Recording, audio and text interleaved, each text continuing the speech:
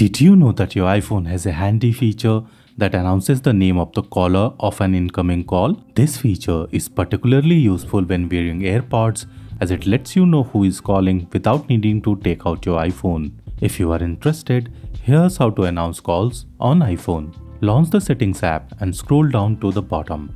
Now tap on the app setting. You will find all your apps in alphabetical order here. Scroll to the phone app and tap to open its settings. Tap the Announce Call settings. You will see 4 options: Always, Headphones and Car, Headphones Only, and Never. I select the Headphones Only option as I only want to know my caller name when I'm wearing headphones. The rest of the time I can easily see the name on my iPhone or the CarPlay screen.